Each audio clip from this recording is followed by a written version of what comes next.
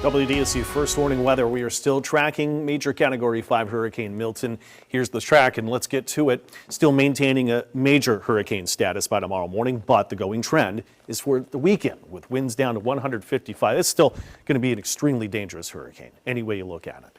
Down to a Category 3, possibly as it's making landfall near Tampa.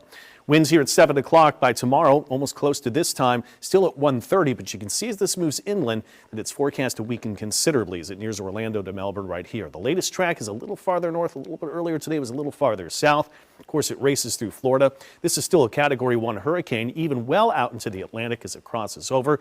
This could still get out to near Bermuda and cause at least some gusty conditions, bringing some wind and rain to the island.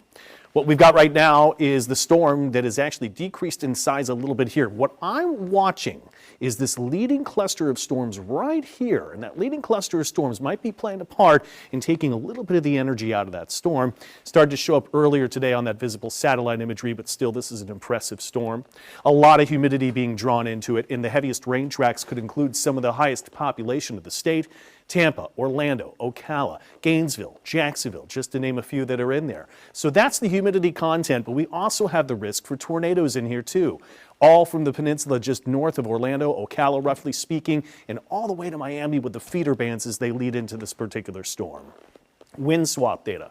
Forecast gusts are a little underdone, but still see some winds possibly up to nearly 100 miles per hour. The storm surge, unfortunately, in Tampa Bay up to as high as 18 feet. And another way to look at that wind swath too is going to be looking at how the storm is expected to gain size in this particular forecast. So what you see in the yellow are the extents of how far away the tropical storm winds will be.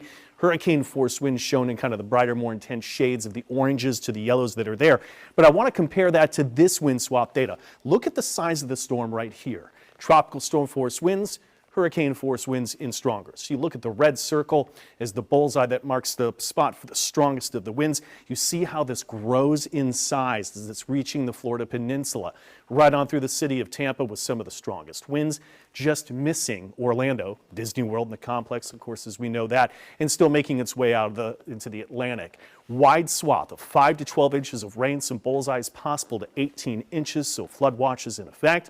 Now, some of the latest forecast data did show that this might be a little bit earlier, which unfortunately might mean a little bit stronger. If it was a little bit later, it would continue to lose its strength with the wind shear and other factors coming into play. We won't see the system completely out of here until we get to Thursday afternoon.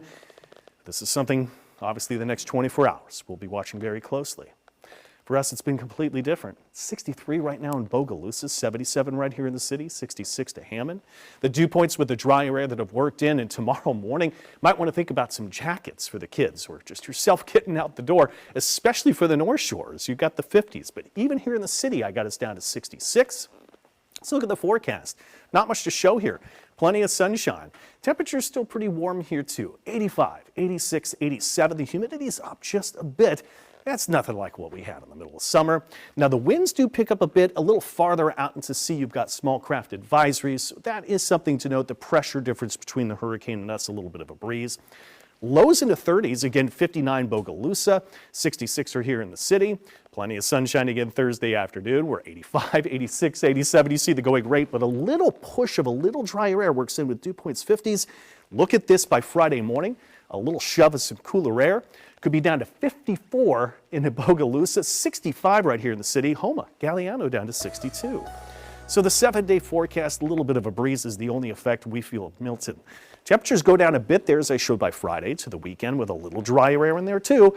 Really, there isn't any rain to speak of here for the next 7. Of course, we will focus on Milton too.